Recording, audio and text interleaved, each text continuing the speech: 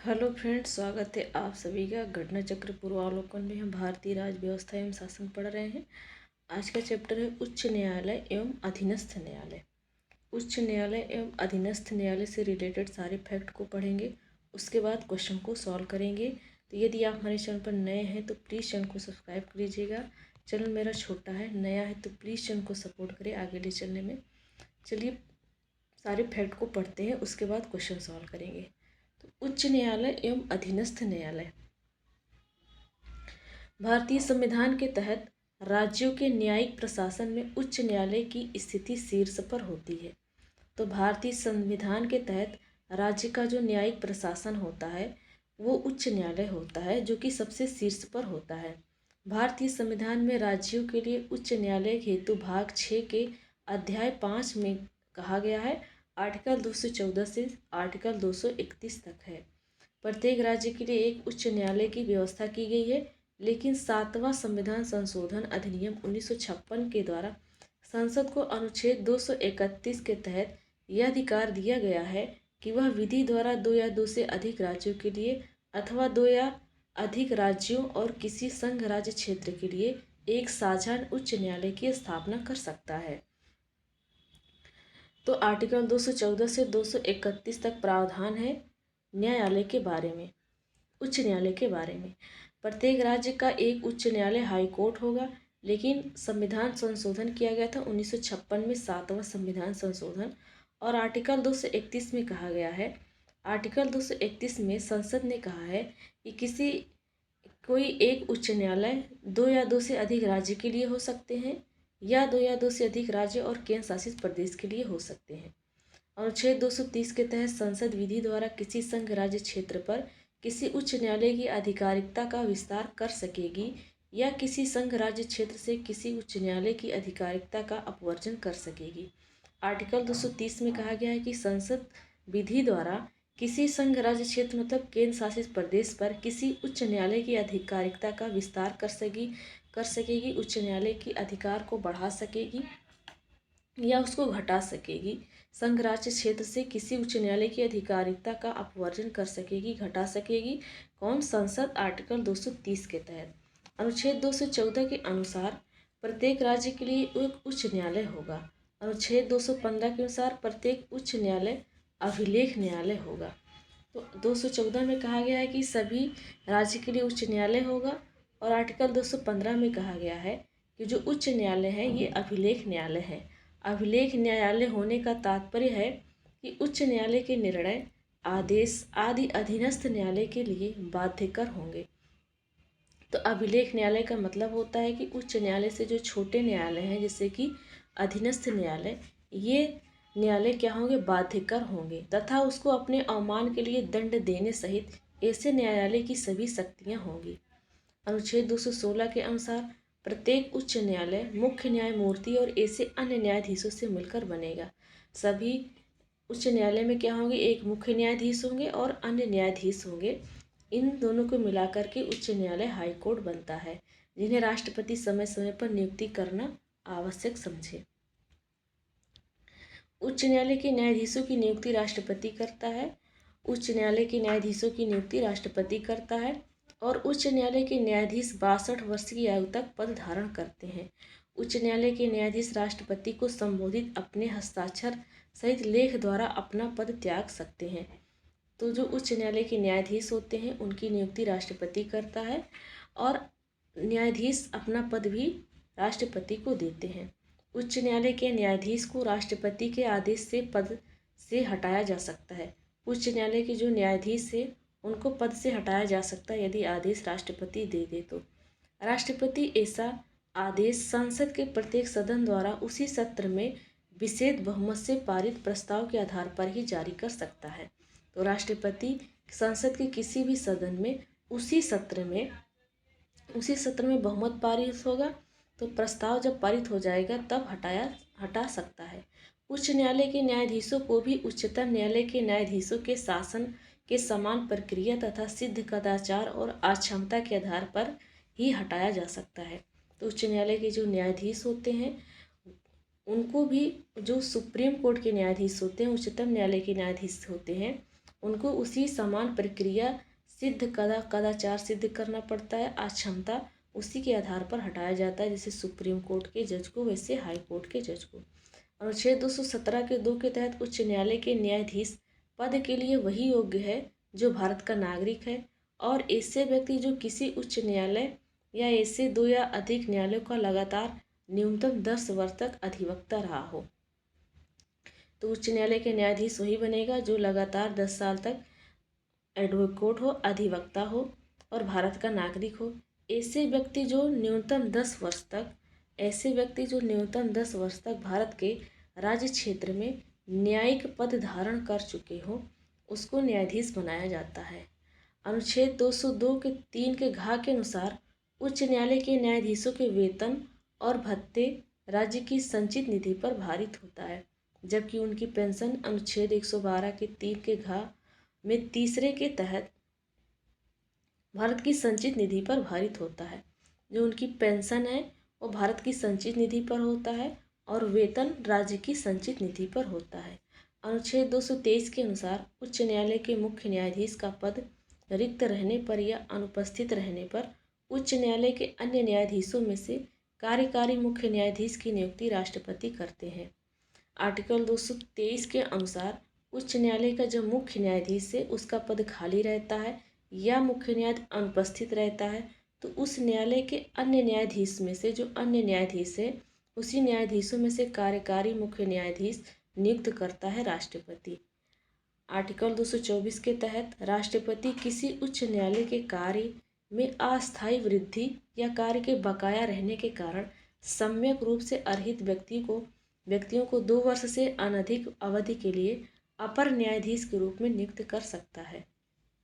Article 224 के तहत राष्ट्रपति किसी उच्च न्यायालय सुप्रीम कोर्ट के कार्य में अस्थायी वृद्धि हो रही है और अस्थायी वृद्धि या कार्य के बकाया रहने के कारण सम्यक रूप से अर्हित व्यक्ति को 2 वर्ष से अनधिक अवधि के लिए अपर न्यायाधीश के रूप में नियुक्त कर सकता है राष्ट्रपति तथा किसी उच्च न्यायालय के किसी न्यायाधीश के अनुपस्थित रहने या कर्तव्यों के पालन में असमर्थ रहने की अवधि तक के लिए इस सम्यक रूप से अर्हित किसी व्यक्ति को कार्यकारी न्यायाधीश के रूप में नियुक्त कर सकता है। ऐसे न्यायाधीश भी 62 वर्ष की आयु तक पद पर धारण किए रहेंगे।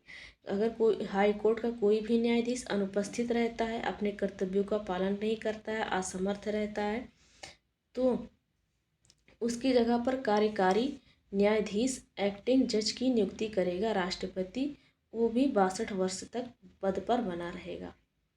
तो 2 बातें हैं, यदि कोई भी न्यायालय के कार्य अस्थायी वृद्धि हो रहा है, लगातार काम नहीं हो रहा है, बढ़ते चला जा रहा है दिन कि काम नहीं हो रहा है, व्यक्तियों को 2 वर्ष से अनधिक के लिए अपर न्यायाधीश बनाया जाएगा। कार्य बकाया है, कार्य लंबे समय तक हो नहीं पा रहा है तो राष्ट्रपति जिस न्यायाधीश की नियुक्ति करेगा वो कहलाएगा अपर न्यायाधीश, उसकी जगह पर जिसकी नियुक्ति करेगा। यदि अनुपस्थित है, असमर्थ है, काम नहीं कर पा रहा है, तब राष्ट्रपति उनकी जगह पर जज को नियुक्त करेगा तो वो कार्यकारी न्यायाधीश कहलाएगा।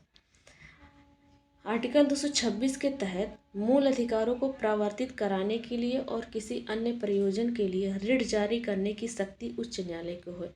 तो 226 के तहत हाई कोर्ट रिट जारी करता है। 227 के अंतर्गत उच्च न्यायालय अपनी आधिकारिकता वाले राज्य क्षेत्र के सभी न्यायालयों पर अधीक्षण करने की शक्ति रखता है।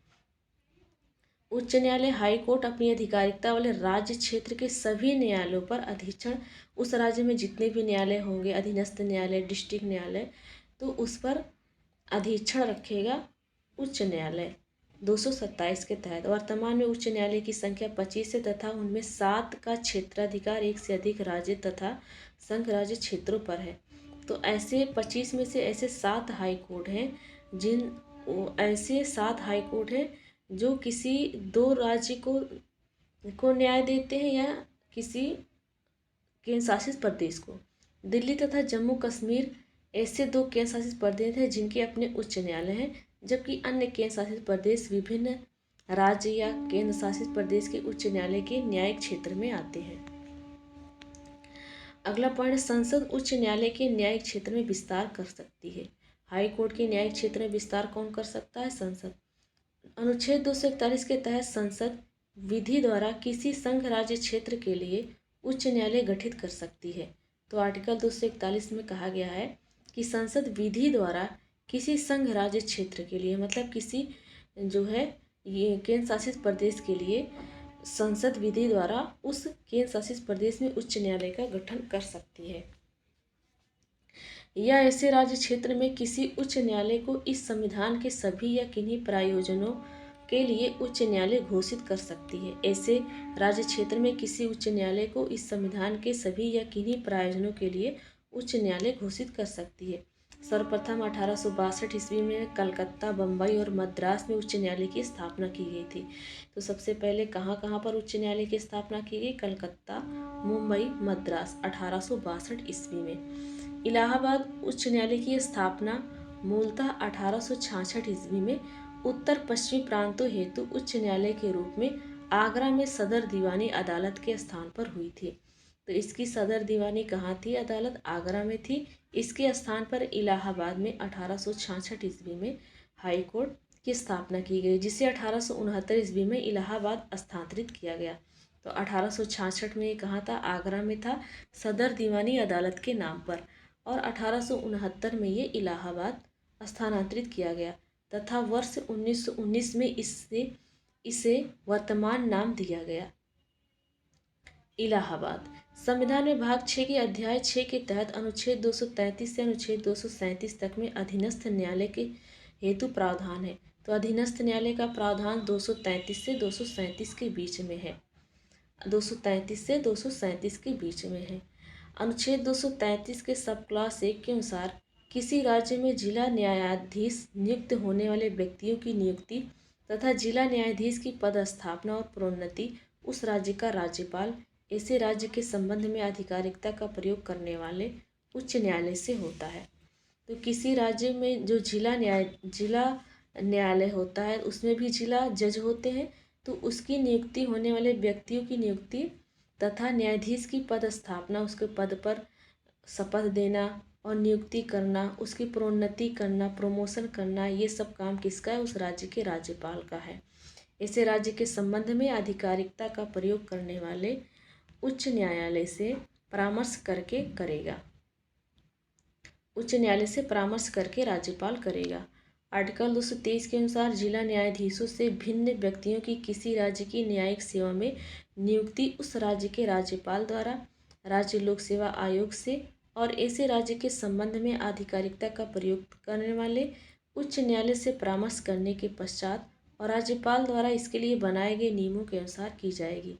तो आर्टिकल 234 में कहा गया है कि जो जिला न्यायालय है, जिला न्यायालय से भिन्न व्यक्तियों की किसी राज्य की न्यायिक सेवा में, जो जिला न्यायालय के न्यायाधीश हैं उनके अलावा कोई अन्य व्यक्ति राज्य की न्यायिक सेवा में नियुक्ति हो रही है, तो उस राज्य के राज्यपाल के द्वारा होगा उसकी नियुक्ति राज्य लोक सेवा आयोग से और ऐसे राज्य के संबंध में आधिकारिकता का प्रयुक्त करने वाले उच्च न्यायालय से परामर्श करने के पश्चात। देखिए यहाँ से क्या कहा गया कि राज्य लोक सेवा आयोग से और राज्य के संबंध में आधिकारिकता का प्रयोग करने वाले उच्च न्यायालय हाई कोर्ट से परामर्श करने के पश्चात कौन करेगा? राज्यपाल करेगा। इसके लिए बनाए गए नियमों के अनुसार की जाएगी, राज्यपाल करेगा। तो राज्य लोक सेवा आयोग से और ऐसे राज्य के संबंध में आधिकारिकता का प्रयोग करने वाले उस राज्य के उच्च न्यायालय के परामर्श पर राज्यपाल करेगा। 235 के तहत उच्च न्यायालय अधीनस्थ न्यायालयों पर नियंत्रण रखता है। उच्च न्यायालय से छोटा है अधीनस्थ न्यायालय, तो उच्च न्यायालय इस पर नियंत्रण रखता है। आर्टिकल 235 में कहा गया है लोक अदालतों के माध्यम से सामान्यतः न्यायालयों में लंबित मामलों का दोनों पक्षों के मध्य समझौते के आधार पर निपटारा किया जाता है। तो जो लोक अदालत है उसके माध्यम से सामान्य न्यायालय में जो साधारण सा न्यायालय है उसमें जो लंबित मामला है, पेंडिंग में मामला है या मामला दर्ज किया गया है, तो दोनों पक्षों के समझौते के आधार पर निपटारा कर दिया जाता है। पहले समझा दिया जाता है लोक अदालत के माध्यम से, जो लोग करते हैं मिल करके। तो इसमें दीवानी मामलों के साथ साथ कतिपय आपराधिक मामलों पर भी विचार किया जाता है। लोक अदालतों में वर्तमान या सेवानिवृत्त न्यायिक अधिकारी अथवा विधि ज्ञान रखने वाला व्यक्ति पीठासीन अधिकारी होता है। जो रिटायर्ड हो गया या न्यायिक अधिकारी था और या लोक अदालत में वर्तमान में वो है तो वो पीठासीन अधिकारी बन करके ये मामला समझाता है। ग्राम न्यायालय अधिनियम 2008 के तहत ग्राम न्यायालय को सिविल तथा आपराधिक दोनों ही मामलों की सुनवाई करने का अधिकार है। तो ग्राम न्यायालय अधिनियम कब आया? 2008 में आया। तो गांव में कोई भी बात हो जाती है तो गांव के लोग सिविल कोर्ट भी सिविल समझौता और आपराधिक समझौता मिलकर के सुनवाई कर सकते हैं। तो यहाँ पर हमारा थ्योरी सेक्शन कंप्लीट होता है। अब चलिए क्वेश्चन को सॉल्व करते हैं जो क्वेश्चन पूछा गया है। पहला क्वेश्चन है, निम्नलिखित में से भारत में एक उच्च न्यायालय के बारे में क्या सही नहीं है? द्वितीय अपील उच्च न्यायालय के अपीलीय क्षेत्राधिकार में है, सही है। पहला सुप्रीम कोर्ट है, दूसरा उच्च न्यायालय है। उच्च न्यायालय के प्रत्येक न्यायाधीश की नियुक्ति राष्ट्रपति करता है, ये भी सही है। उच्च न्यायालय के न्यायाधीशों की नियुक्ति राज्यपाल करता है, गलत है। अभी हम लोगों ने पढ़ा था कि न्यायाधीशों की नियुक्ति कौन करता है? राष्ट्रपति करता है। उच्च न्यायालय लोकहितवाद से संबंधित आवेदन स्वीकार करता है, ये भी सही है। तो गलत कौन सा है ये पूछा है, कौन सा सही नहीं है? तो सी ऑप्शन जो कि सही नहीं है। अगला क्वेश्चन है, कार्यकारी न्यायाधीशों की नियुक्ति की जाती है। तो कार्यकारी न्यायाधीशों की नियुक्ति उच्च न्यायालय में की जाती है। जब कोई न्यायाधीश कार्य को अच्छे ढंग से नहीं कर रहा है तो राष्ट्रपति उसके जगह पर दूसरे न्यायाधीश को नियुक्ति करेगा तो उसका नाम कार्यकारी न्यायाधीश रखा जाता है। देखिए यहाँ पर वही पॉइंट दिया गया है जो अभी हम लोगों ने पढ़ करके आया है।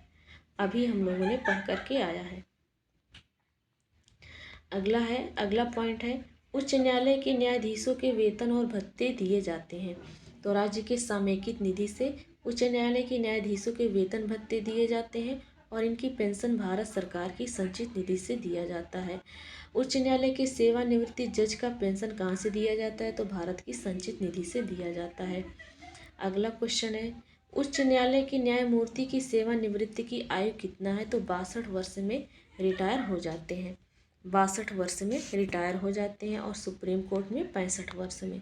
अगला दिया गया है, कथनों पर विचार करके बताना है कौन सा सही है। भारत में 25 उच्च न्यायालय हैं, सही बात है। पंजाब, हरियाणा और केंद्र शासित प्रदेश चंडीगढ़ का एक ही सामूहिक उच्च न्यायालय, ये भी सही है। राष्ट्रीय राजधानी क्षेत्र दिल्ली का स्वयं का उच्च न्यायालय है, तो दिल्ली का भी है, जम्मू कश्मीर का भी है। तो इसका आंसर तीनों सही हो जाएगा, 1, 2 और 3। अगला है, भारत में उच्च न्यायालय के संबंध में कथन दिया गया, बताना है कि कौन सा सही है। पहला है कि देश में 18 उच्च न्यायालय हैं। देश में 2001 का क्वेश्चन है ये, 2001 का। तो अब देश में 18 नहीं है, 25 है। उनमें से 3 का क्षेत्राधिकार एक राज्य से अधिक पर है, तो 3 नहीं है और है 7 पर है, 7 पर क्षेत्राधिकार अधिक है। किसी भी संघ राज्य का अपना उच्च न्यायालय नहीं है, नहीं, दिल्ली का है और जम्मू कश्मीर का भी है। तो आज के समय में ये तो तीनों पॉइंट गलत हैं। चौथा क्या कह रहा है, उच्च न्यायालय के न्यायाधीश 62 वर्ष की उम्र में पद धारित करते हैं। हाँ, उम्र तक पद धारित करते हैं। तो 62 वर्ष की उम्र में ये 62 वर्ष की उम्र तक ये पद पर रहते हैं। तो ये चौथा वाला ऑप्शन सही हो जाएगा। केवल 4 ऑप्शन जो कि सही है। अगला क्वेश्चन है, भारत में उच्च न्यायालय की संख्या कितना है? तो भारत में उच्च न्यायालय की संख्या वर्तमान में 25 है। 2008 तक कितना था? 21 था। अगला क्वेश्चन है, अंडमान एवं निकोबार द्वीप निम्नलिखित उच्च न्यायालय में किस एक का क्षेत्राधिकार है? तो कोलकाता जो हाई कोर्ट है उसका अधिकार है अंडमान और निकोबार द्वीप पर। तो अंडमान निकोबार द्वीप में कोई भी मामला होता है तो कोलकाता हाई कोर्ट उसको समझौता करेगा। अगला, उच्च न्यायालय में कौन एक से अधिक राज्य केंद्र शासित प्रदेश के लिए है? उच्च न्यायालय में से कौन एक से अधिक राज्य या केंद्र शासित प्रदेश के लिए है? तो वो मुंबई है। तो मुंबई खुद महाराष्ट्र के लिए भी है, दमन और दीव और गोवा के लिए भी है। अगला है, भारत के कितने राज्य न्यायालयों की आधिकारिकता में से एक से अधिक राज्य या संघराज्य क्षेत्र में शामिल नहीं है? तो भारत के उच्च न्यायालय की आधिकारिकता में से एक से अधिक राज्य हैं। तो एक से अधिक राज्य, तो इसका 3 ऑप्शन राइट हो जाएगा। देखिए यहाँ पर दिया गया है कि बॉम्बे उच्च न्यायालय महाराष्ट्र, गोवा और दादर नगर हवेली दमन और दीव को देखता है। कलकत्ता उच्च न्यायालय पश्चिम बंगाल को तो देखता है, अंडमान निकोबार को देखता है और गुवाहाटी गुवाहाटी उच्च न्यायालय किसको देखता है? असम में गुवाहाटी है तो असम को भी देखता है। अरुणाचल प्रदेश, मिजोरम और नागालैंड को देखता है। मणिपुर को नहीं देखता है। बाकी इधर के तीनों देश को, तीनों राज्य को देखता है असम। केरल उच्च न्यायालय केरल को और लक्षद्वीप जो कि केंद्र शासित प्रदेश है उसको देखता है। मद्रास उच्च न्यायालय जो कि तमिलनाडु में है, ये तमिलनाडु और पौंडीचेरी को देखता है। पंजाब और हरियाणा उच्च न्यायालय पंजाब, हरियाणा और चंडीगढ़ को देखता है। जम्मू और कश्मीर उच्च न्यायालय जम्मू और कश्मीर और लद्दाख को देखता है। तो जो मणिपुर है, मणिपुर का खुद का हाई कोर्ट है। अगला क्वेश्चन है, नेक्स्ट क्वेश्चन दिया गया है। देखिए यहाँ पर क्या दिया गया है कि 3 ऐसे उच्च न्यायालय हैं जिनके आधिकारिकता क्षेत्र में एक से अधिक राज्य हैं। गुवाहाटी असम जो उच्च न्यायालय, ये अरुणाचल प्रदेश, असम और नागालैंड और मिजोरम 4 को देखता है। बॉम्बे महाराष्ट्र और गोवा, दादर नगर हवेली, दमन और दीव 3 को देखता है। पंजाब एवं हरियाणा उच्च न्यायालय पंजाब और हरियाणा और चंडीगढ़ को देखता है। निम्नलिखित में से किस राज्य का अपना उच्च न्यायालय नहीं है? तो देखिए हम लोग पढ़े थे कि किसका है, तो इसके अकॉर्डिंग 2005 में तो मणिपुर का नहीं था, लेकिन 2013 में मणिपुर का हो गया है। अगला है मार्च 2013 में उच्च न्यायालय स्थापित किए गए थे। तो मार्च 2013 में हम लोग पढ़े थे कि अभी मणिपुर को स्थापित किया गया था उच्च न्यायालय, जो कि मणिपुर ऑप्शन में नहीं है। तो मेघालय और त्रिपुरा में स्थापित किया गया। तो इसका आंसर हो जाएगा बी ऑप्शन, मेघालय और त्रिपुरा का खुद का उच्च न्यायालय है, जो कि 2013 में इसको स्थापित किया गया था। और मणिपुर का भी 2013 में ही बना है। तो मेघालय, मणिपुर और त्रिपुरा तीनों का उच्च न्यायालय 2013 में बना है। निम्न उच्च न्यायालयों में से किस उच्च न्यायालय की सबसे अधिक बेंच है? तो मुंबई उच्च न्यायालय और गुवाहाटी। मुंबई महाराष्ट्र को देखता है, गोवा को देखता है, दादरा नगर हवेली, दमन और दीव को देखता है। गुवाहाटी जो कि असम में है, असम को देखता है। अरुणाचल प्रदेश को देखता है, नागालैंड को देखता है, मिजोरम को देखता है, 4 को देखता है। तो इनकी ये तीन जो है राज्य या केंद्र शासित प्रदेश को देखता है, ये 4 राज्य को।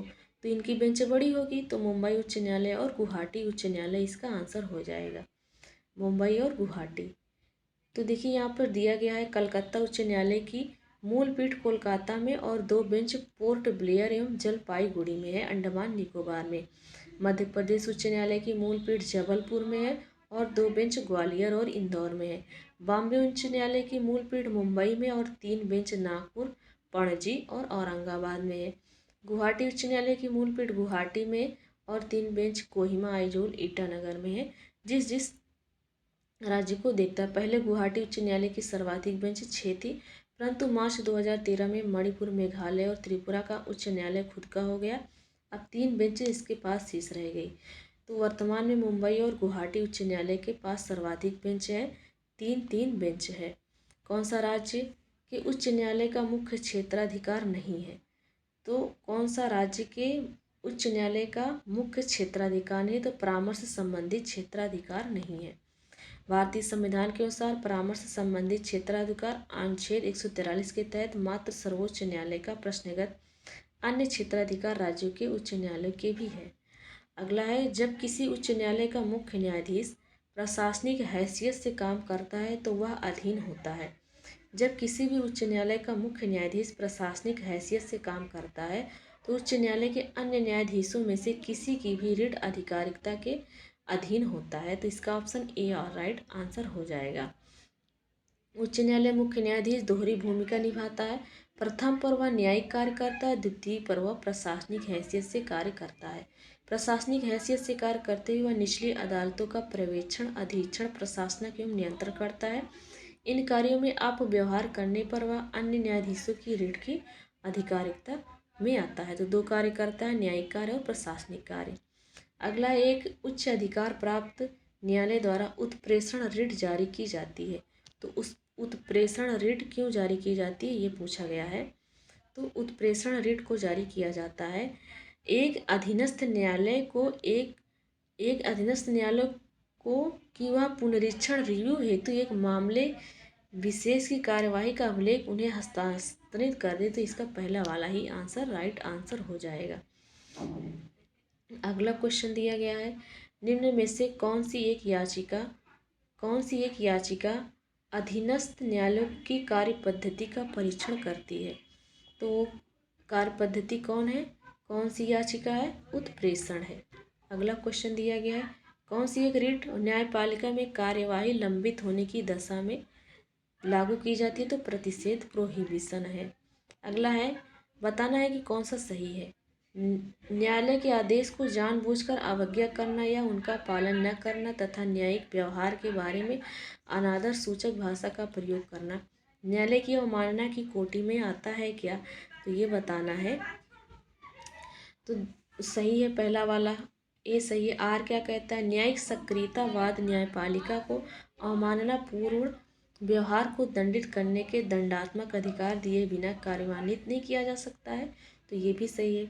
तो ए और आर दोनों सही है, लेकिन एक दूसरे की व्याख्या नहीं करते हैं। उच्च न्यायालय की परमादेश जारी करने की शक्ति के अंतर्गत आता है। तो उच्च न्यायालय की परमादेश जारी करने की शक्ति संवैधानिक अधिकार है, सांविधिक अधिकार भी है, मौलिक अधिकार है। तो ये सभी है। तो उपरोक्त सभी इसका आंसर हो जाएगा।